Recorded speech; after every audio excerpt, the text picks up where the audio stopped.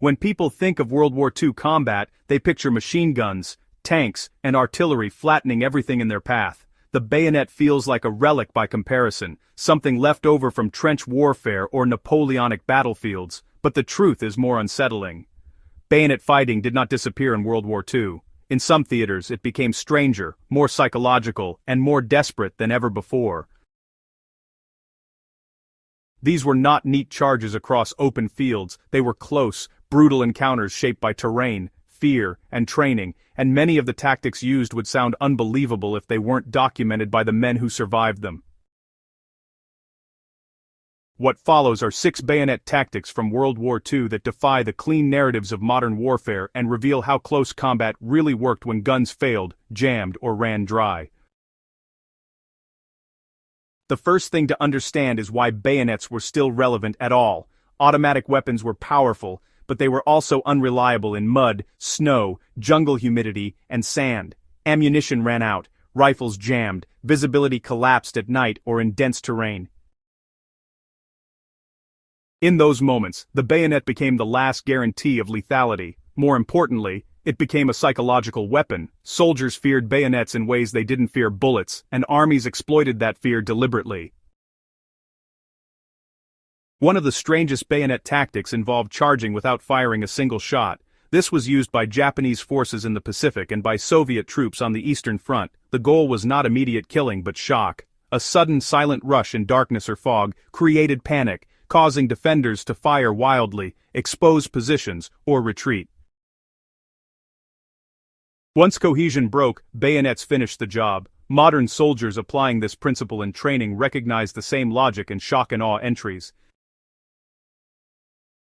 In jungle fighting and urban ruins, traditional thrusting became, pretty impractical. Soldiers adapted by gripping the rifle differently, sometimes choking up on the barrel or using the bayonet almost like a short spear or knife.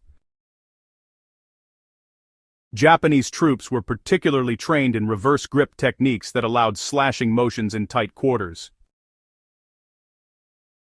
The lesson here is that weapons evolve with space. Modern close-quarters combat still reflects this adaptation. Some of the most disturbing bayonet encounters came from deception. Units would deliberately fall back, appearing disorganized or broken. When pursuing troops fixed bayonets and charged, they ran straight into interlocking fire, hidden reserves, or pre-sighted kill zones. The principle remains painfully relevant. Aggression without situational awareness turns strength into vulnerability.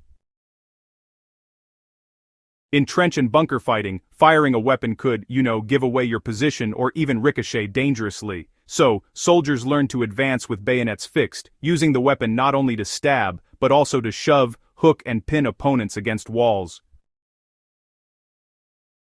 This was all about close-range control, not really dueling. The goal was to dominate space, not to just exchange blows. Modern riot control and military breaching techniques, well, they still echo this logic of space dominance. Not every bayonet charge ended in bloodshed. In some cases, especially late in the war, the sight of a determined bayonet advance caused entire units to surrender or, just flee. Exhausted soldiers, already shaken, often broke before contact. Commanders understood this and sometimes ordered charges specifically to force collapse, not to kill. Perhaps the most haunting bayonet tactic was its use in hopeless defense. Surrounded units, out of ammunition, fixed bayonets as a final measure. This happened at places like Bataan, Stalingrad, and during island battles in the Pacific. From a historical standpoint, this shows how weapons become symbols as much as tools. Bayonet fighting in World War II wasn't about nostalgia or outdated doctrine, it was about adaptability under extreme pressure. Soldiers used bayonets when technology failed, when terrain nullified firepower, and when fear itself became a weapon. These tactics feel strange because they strip war down to its most personal level. For historians, this challenges the idea that modern war is always distant and mechanical. For anyone studying survival or combat psychology, it proves that close violence never truly disappears, it only changes shape. If you want more stories like this that cut through myths and show how war actually worked, subscribe, share this with someone who thinks World War II was all tanks and airstrikes, and stay curious. The strangest battles are often the closest ones.